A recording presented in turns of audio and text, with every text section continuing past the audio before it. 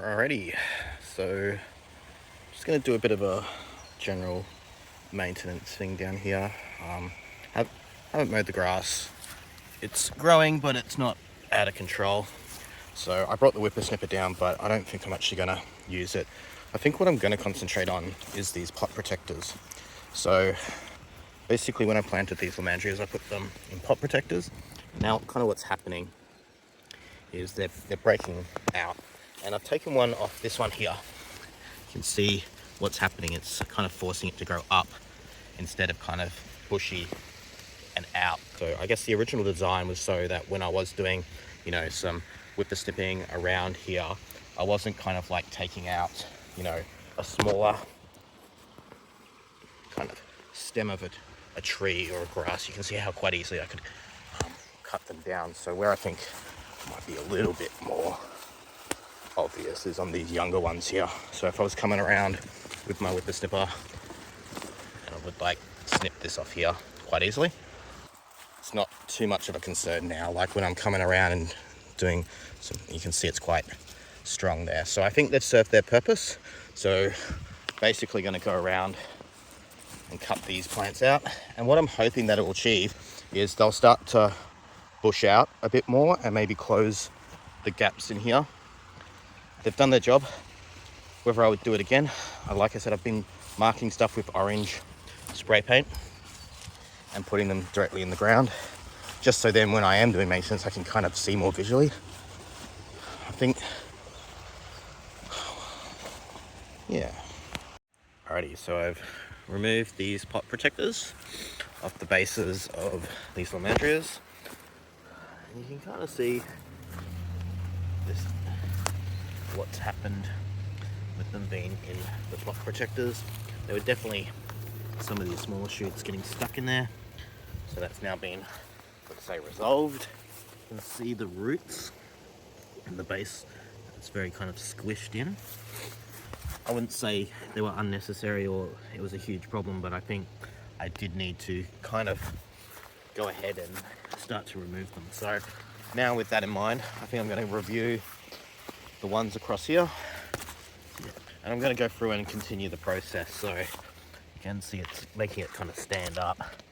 I think once I remove that, give it some time, it's going to start to spread out a bit more naturally.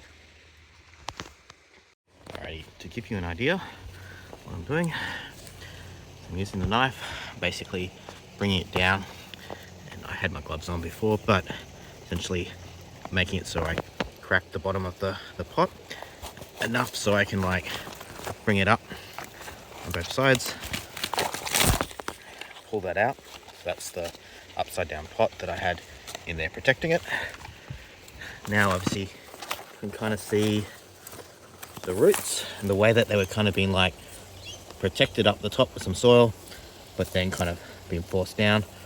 Now put some soil around the base here, but essentially what I'm hoping now is the root structure, instead of going straight down, it'll kind of come fill in.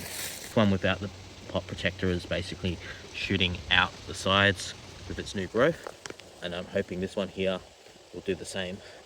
So again, up here there's one without a pot protector.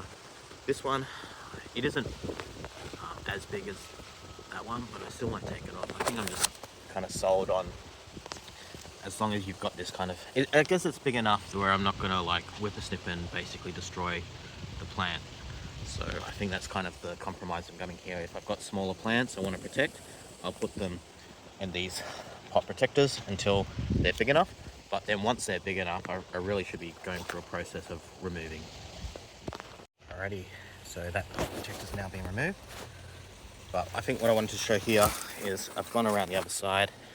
It's now standing up on its own. But this is probably an example of where I want to keep a pot protector. So there's still plenty of room inside the pot. The plant itself is probably still in that more vulnerable state. So I'm going to keep that one there. But I think as it starts to expand and grow inside here and fills it up, I'm going to be more inclined to remove the protector once it's big enough where, even though this one wasn't filling the pot protector, it is definitely big enough where, you know, I'm gonna see it.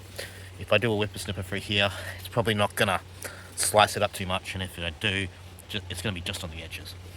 Alrighty, so kind of done removing some of these pot protectors along this row here.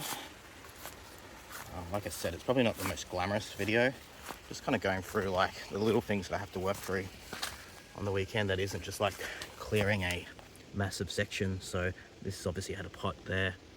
You can see how there's not much really low growth, whereas compared to this one over here, you can see it kind of naturally spreading out. So I think that's what I was kind of constricting there with the pot protectors that are around these ones here.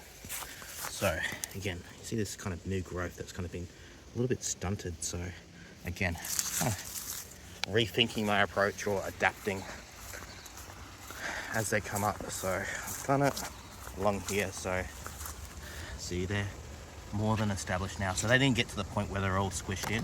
This is probably actually the perfect time to remove the pot protectors around. So kind of naturally allowing them to expand there.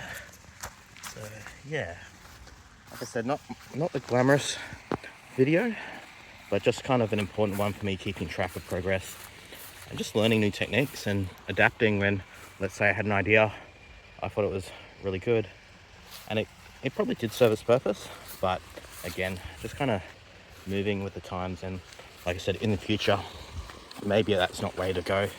Maybe I kind of do just plant them in and then just do a better job of tracking where they are with some visual markings like the orange spray paint that I've been putting down on these newer ones.